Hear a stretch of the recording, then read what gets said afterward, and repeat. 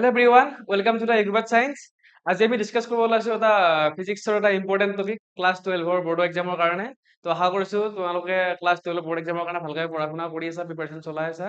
তো আজি আমি এটা ইম্পৰ্টেণ্ট টপিক লৈ আছো, সেইটো হৈছে বায়ো-স্যাভাৰ্টছ ল। ঠিক আছে, সো বায়ো-স্যাভাৰ্টছ লটো ক্লাছ 12ৰ ফিজিক্সৰ কাৰণে এটা বহুত বেছি এটা ইম্পৰ্টেণ্ট টপিক হয়। এইটো এক্সামত প্ৰায় অহা দেখা যায়।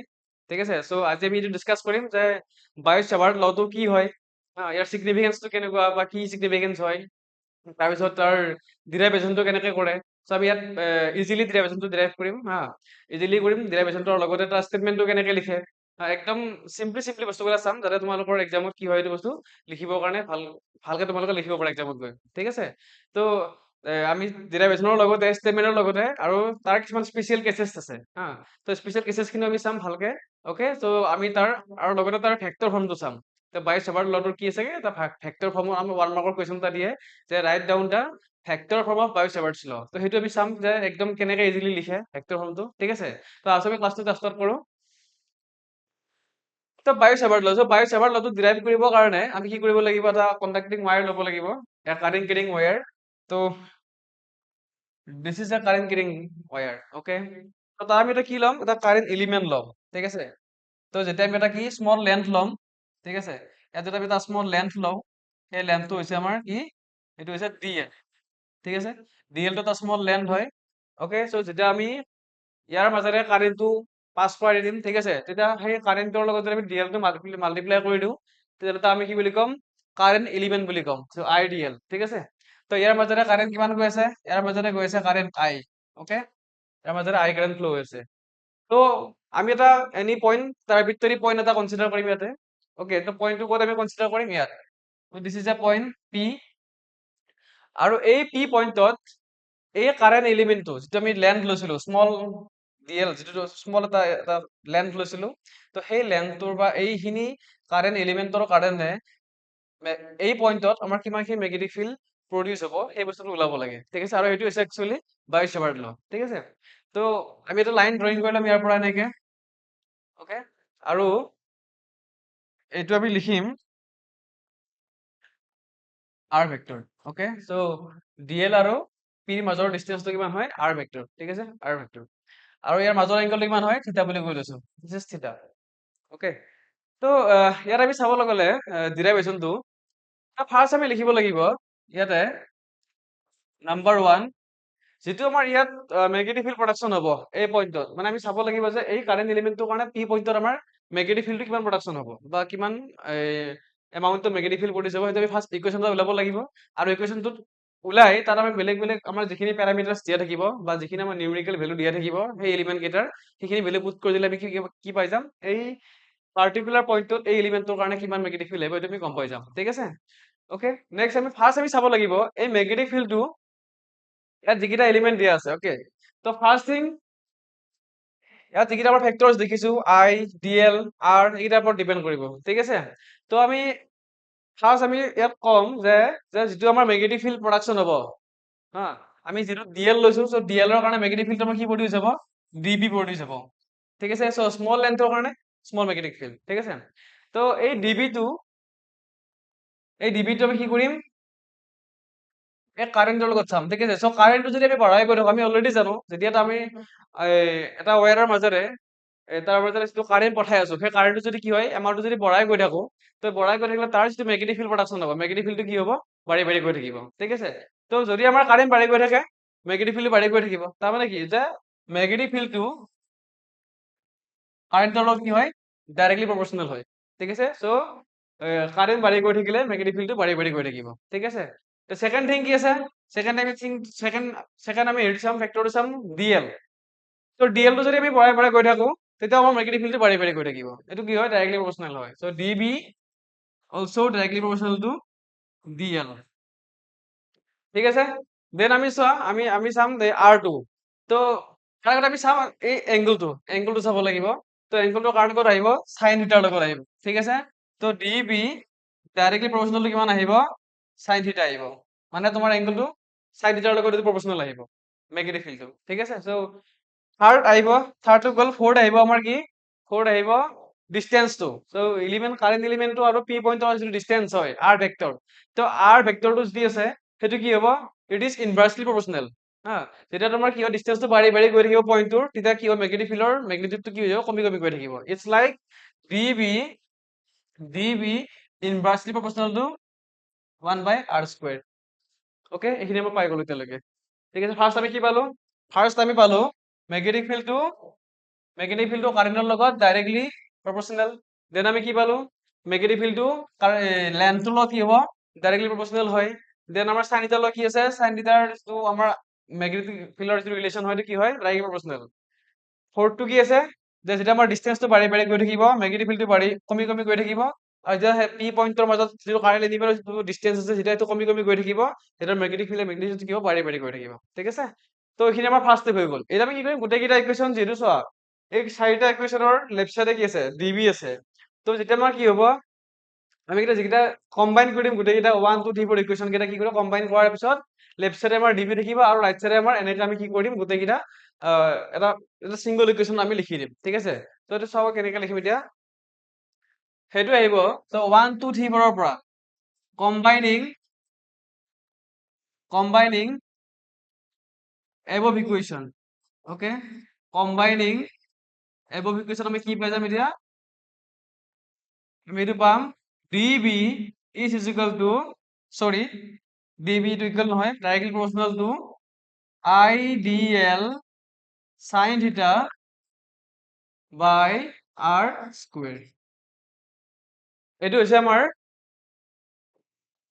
সিঙ্গল ইকুৱেশ্যনটো যেটা আমি পাইছ পাৰ্টস লৰ পৰা পাওঁ ঠিক আছে so ideal db directly proportional to ideal sin theta by r square যদি আমি এই প্ৰপৰ্চনেল সাইনটো যদি ৰিপ্লেস কৰো এটো যদি আমি ৰিপ্লেস কৰি দিও তেতিয়া আমাৰ কি হ'ব এটা কনস্ট্যান্ট এটা আহে আৰু লগত এটা ইকুৱেশ্যন আহিব ঠিক আছে দেন আমাৰ নেক্সট স্টেপটো কি আহিব db is equal to এটো যদি আমি ৰিপ্লেস কৰো দেন আমাৰ এটা কনস্ট্যান্ট আহিব k is equal to what k এটা কনস্ট্যান্ট তো ideal sin theta divided by r square okay this is our final equation okay so এইখিনি আমি পালো এতিয়া এইখিনি হয় তো আমি ইয়াত কি চাব লাগিব যে নেক্সট স্টেপত যেটা কেৰ এটা পাৰ্টিকুলাৰ ভ্যালু আছে তে পাৰ্টিকুলাৰ ভ্যালুটো কি হয় সেইটো চাব লাগিব তাৰপিছত সেইটো যেতিয়া আমি পুট কৰি দিম ইয়াতে তেতিয়া আমি কি পাম বাই সাবাৰ্ট লৰ যিটো কমপ্লিট ইকুৱেশ্যনটো আমাৰ পাই যাম তেতিয়া ঠিক আছে এতিয়া চাবা এইখিনি তোমালোকে লিখিলেও ভালকে ইয়াত যদি কিবা প্ৰব্লেম পাই আছা বা যদি কিবা বুজি নোপোৱা থাকে তোমালোকে কমেন্ট সেকশনত জনাই দিব পাৰা ঠিক আছে তেতিয়া আমি গোটেইখিনি সলভ কৰি দি দিম ওকে দেন আমি নেক্সট পেজ যাম এতিয়ালৈকে পাই গলো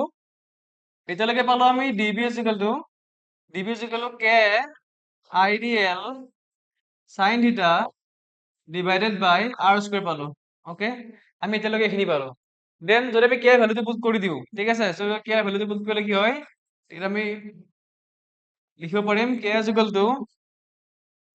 equal to mu naught by 4 pi okay ideal sin theta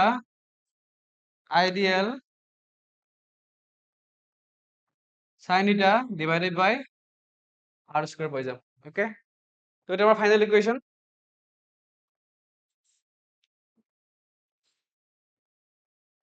db is equal to mu naught by 4 pi ideal sin theta by r square okay তো আমাৰ এইখিনি পাই গলো এতিয়ালৈকে দেন আমি চাম ইয়াৰ এটা পাৰ্টিকুলাৰ ভ্যালু থাকিব হা এই ভ্যালুটোক আমি কিমান লিখিব পাৰো ঠিক আছে এইটোক আমি কি মিউনটটো কি বুলি কয় মিউনটটো কয় পাৰ্মিয়াবিলিটি অফ ফ্ৰী স্পেচ ওকে তো এই মেগনেটিক ফিল্ড যিখন প্ৰডাকশ্যন হ'ব সেইখন কিমান ষ্ট্ৰং হ'ব কিমান ইন্টেনসিটি কিমান আহিব সেই বস্তুটো ডিপেন্ড কৰিব এইটোৰ ওপৰত পাৰ্মিয়াবিলিটি অফ ফ্ৰী স্পেচ আৰু এইটো মেগনেটিক ফিল্ডখন তোমাৰ ভেকুৱামত হৈছে নে তোমাৰ এয়াৰত হৈছে সৰি ভেকুৱামত হৈছে না বেলেগ মিডিয়ামত হৈছে সেই বস্তুখিনি আমাৰ এইটোৱে এই পেৰামিটাৰটো বা এই ফেক্টৰটো দি থাকিব ঠিক আছে তো db is equal to mu naught by 4 pi ideal sin theta divided by r square okay then আমি চাম mu naught ৰ ভ্যালুটো কিমান হয় where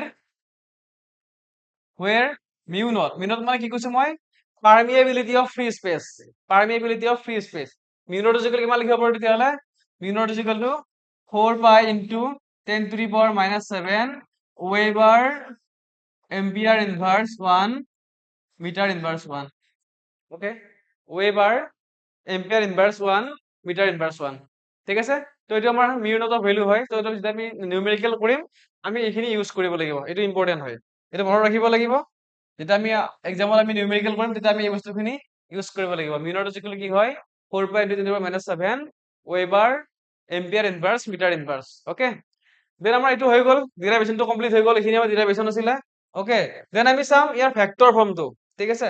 নেক্সট পেজ আমি কৈছো ভেক্টৰ ফৰ্ম, যে বায়ু চেভাৰ লটো কেনেকে ভেক্টৰ ফৰ্মত লিখে। ওকে, এবাৰ আহিব আমাৰ vector form, vector form. Okay, তো ভেক্টৰ ফৰ্মটো কেনেকুৱা হয়, আমি অলৰেডি পাইছো ডিবি ইকুৱেল কিমান হয়, ডিবি ইকুৱেল পাইছো mu naught by 4 pi dot IDL sine theta. Okay, sine theta divided by r square, এটা আমি পাইছো অলৰেডি। ওকে, তো যদি ভেক্টৰ সমূহ লিখিবলৈ হয় কেনেকে লিখিম, তো ওৱান থিং ইম্পৰ্টেণ্ট, ইয়াত এটা বস্তু আমি দেখিয়ে গম পাইছো যে সাইন থিটা আছে। তো যদি আমাৰ সাইন থিটা যদি আছে, তাক যদি আমি ভেক্টৰ সমূহ লিখিব লগা হয়, সাইন থিটাটো আমাৰ কোনটো ৰিজাল্ট হয়, মানে ডট প্ৰডাক্টৰ ৰিজাল্ট হয় না ক্ৰছ প্ৰডাক্টৰ ৰিজাল্ট হয়। তো আমি কি লিখো, ডট প্ৰডাক্ট মানে কিমান হয়, A dot B, vector A dot B equal what, A B cos theta. Okay, আৰু এ ক্ৰছ বি মানে কিমান হয়, A cross B equal what, A B sine theta N cap. Okay, এইকেইটা আমি already আগতে ফাৰ্ষ্ট ইয়াৰত পাইছো হা, একদম এইকেইটা বেছিক বস্তু হয় ফিজিক্সৰ। তো এটা বি ইকুৱেল এ বি কস থিটা আৰু এ ক্ৰছ বি মানে এ বি সাইন থিটা হয়, ঠিক আছে। তো মেইন থিং ইজ যেতিয়া আমি দুটা ভেক্টৰ ক্ৰছ প্ৰডাক্ট কৰো তেতিয়া আমাৰ ৰিজাল্টত কি সাইন থিটা আহে। আমাৰ এই ইকুৱেশ্যনটো চোৱা তোমালোকে, ইয়াত চোৱা আমাৰ ইয়াত কি আহিছে, সাইন থিটা আহি আছে। তো আল্টিমেটলি আমাৰ কি আহিব, ইয়াত আমাৰ আল্টিমেটলি আমি লিখিব লাগিব ক্ৰছ প্ৰডাক্টত লিখিব লাগিব, ঠিক আছে। সো এইটো কেনেকে লিখিম, এইটো জাষ্ট মনত ৰাখিবা। ওকে, তো ডিবি ইকুৱেল কিমান হয়, মিউ নট বাই আমাৰ যিটো যিটো আমাৰ কি হয়, এতিয়া আইডিয়েল মিলি এটা ভেক্টৰ হয়। তো যিটো আমাৰ সাইন থিটা আছে, তো আৰু এটা ভেক্টৰ লাগিব, ভেক্টৰটো আমি কি লৈ ল'ম, আমাৰ যিটো ডিসটেন্স আছিলে ডিসটেন্সৰ এনে ভেক্টৰটো লৈ ল'ম, ঠিক আছে। যেটো ফাৰ্ষ্ট পেজত দেখিছিলো এই যে আৰ, সো সব ভেক্টৰৰ কি এটা ইউনিট ভেক্টৰ থাকে। তো আৰ ভেক্টৰৰ কি থাকিব, এটা ইউনিট ভেক্টৰ থাকিব, ঠিক আছে। এটা ইউনিট ভেক্টৰ থাকিব, আমি এই ইউনিট ভেক্টৰটো কি কৰি ল'ম, তাতে আমি মাল্টিপ্লাই কৰি ল'ম, ঠিক আছে। তো কেনেকুৱা হ'ব তাৰপিছত, ওকে, তো এইটো আমাৰ এটা কম্পেক্ট একেলগে লিখিব লাগিব, এইটো আইডিয়েল, আইডিয়েল মিলি এটা কাৰেন্ট এলিমেন্ট, আৰু কাৰেন্ট এলিমেন্টটো এটা ভেক্টৰ হয়। তো আমি লাষ্ট আমি কি লিখিম, এইটো এনেকে লিখিম এইবাৰ, আইডিয়েল এইটো ভেক্টৰ, এইটো যদি আমি ভেক্টৰত লিখো, যদি আমি এই আৰ কেপটো যদি আমি কি কৰো ভেক্টৰত যদি লিখিব লগা হয়, এটা কি লিখিম, r vector divided by r, r magnitude, ঠিক আছে।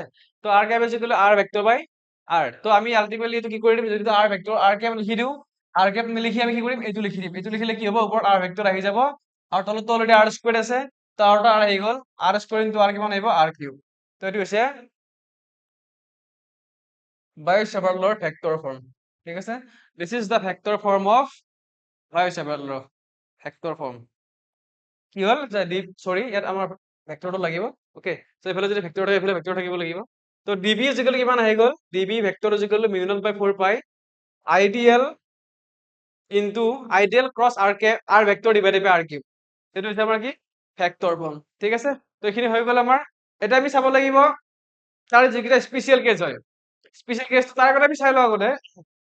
এক্সাম্পল এনেকে দিয়ে যে ডিফাইন বাই চেভাৰ্ট ল বা ষ্টেট দ্য বাই চেভাৰ্ট ল, নেক্সট ষ্টেটমেন্টটো লিখিব দিয়ে। তো বহুতৰ কি হয় প্ৰব্লেমটো যে ডিৰাইভেশ্যনটো ঠিকে চাই যায়, তাৰ লগত ৰিলেটেড নিউমেৰিকেলো চাই যায় ভালকে, ঠিক আছে। কিন্তু মেইন প্ৰব্লেমটো কেতিয়া হয়, যেতিয়া ষ্টেটমেন্টটো লিখিব দিয়ে, ষ্টেটমেন্টটো বহুতে লিখিব নোৱাৰে। তো বহুত ইজি হয়, যিখিনি আমি ডিৰাইভ কৰিলো, ওকে, যিখিনি আমি ডিৰাইভ কৰিলো সেইখিনিয়ে জাষ্ট লিখি দিলে হৈ গ'ল। এই বস্তুখিনি যদি আমি গোটেইখিনি কম্বাইন কৰি আমি গোটেইখিনি লেংগুৱেজত লিখি দিওঁ, তেতিয়া আমাৰ কি হৈ যাব, এতিয়া আমাৰ বায়ু চেভাৰ লৰ কি হৈ যাব, ষ্টেটমেন্টটো আহি যাব। এতিয়া আমি ষ্টেটমেন্টটো লিখি দিম, মই ধুনীয়াকে তোমালোকক ইয়াত লিখি লৈ ধুনীয়াকে তোমালোক কপি লিখি ল'বা, লিখি লৈ প্ৰেক্টিচ কৰিবা, নোচোৱাকে দুবাৰ তিনিবাৰ, তোমাৰ এক্সামত ধুনীয়াকে লিখিব পাৰিবা, ঠিক আছে। ওকে, সো এতিয়া মই স্টেটমেন্টটো লিখি দি আছো, statement of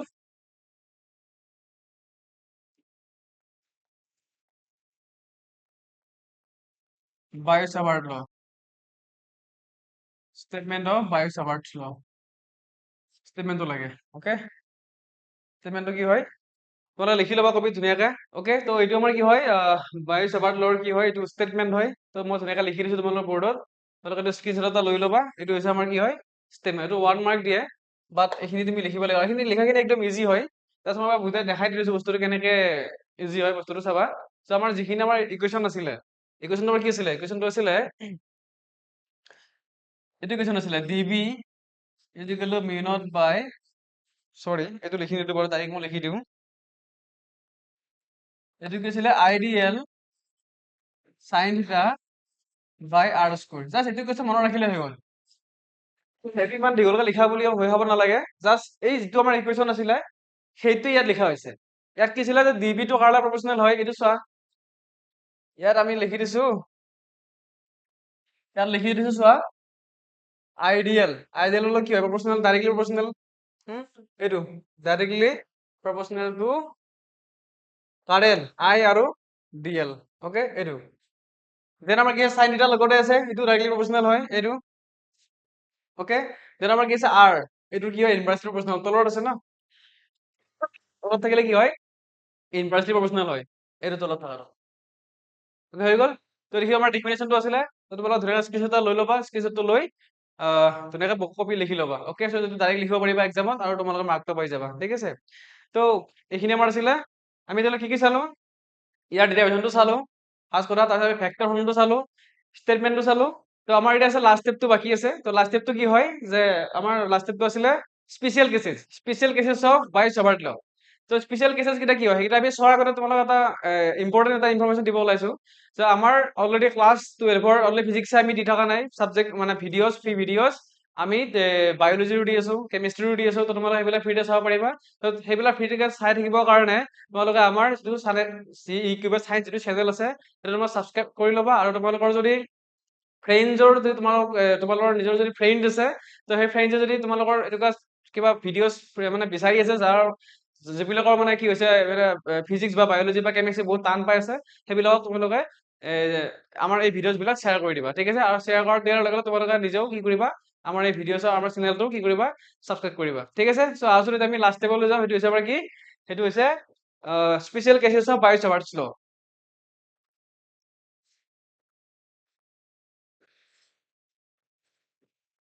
special cases of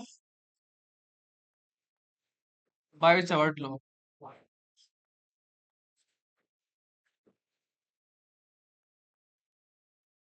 special cases of Biot-Savart ল। স্পেচিয়েল কেছ কেইটা কি আছিলে? ফাৰ্ষ্ট আমি মনত ৰাখিব লাগিব স্পেচিয়েল কেছ কেইটা লিখাৰ আগতে বাইছ-ওভাৰ লটো ভালকে মনত ৰাখিব লাগিব। এইটো কি আছিলে? DB is equal to mu naught by 4 pi dot IDL sine theta divided by r square. এইটো আমাৰ আছিলে বাইছ-ওভাৰ লৰ মেথমেটিকেল ইকুৱেশ্যনটো। ঠিক আছে, তো ফাৰ্ষ্ট কণ্ডিশ্যনটো আহিব when theta is equal to 0 degree, when theta is equal to 0 degree, তেতিয়া আমাৰ কি হ'ব? তেতিয়া আমাৰ আহিব sin 0, theta is equal to 0, sin 0, sin 0 কিমান হয়? 0। sin 0 0 হৈ যায়, এই ভেলুটো যদি 0 হৈ যায়, 0 হলে কি হ'ব? তেতিয়াহ'লে তোমাৰ এনেকে লিখিব লাগিব ইকুৱেশ্যনটো। db is equal কিমান আহিব? মিউ নট বাই 4 পাই, মিউ নট বাই 4 পাই idl ইনটু 0 বাই r স্কুৱেৰ। তো 0 যদি আমি এই গোটেই টাৰ্মগুলো 0 টো মাল্টিপ্লাই কৰি দিওঁ, আমাৰ ৰিজাল্টটো কিমান আহিব? 0 আহিব। তো আলটিমেটলি আমাৰ ৰিজাল্ট কিমান হৈ যাব ইয়াতে? db is equal to 0. So when the angle between dl and the r, ideal and the r, তেতিয়া আমাৰ কি হ'ব? আমাৰ যিটো মেগনেটিক ফিল্ড থাকিব সেইটো কি হ'ব? 0 হৈ যাব। ঠিক আছে, তো this is our first case. Okay, then আমাৰ ছেকেণ্ড কেছটো আছে। Second case number 2,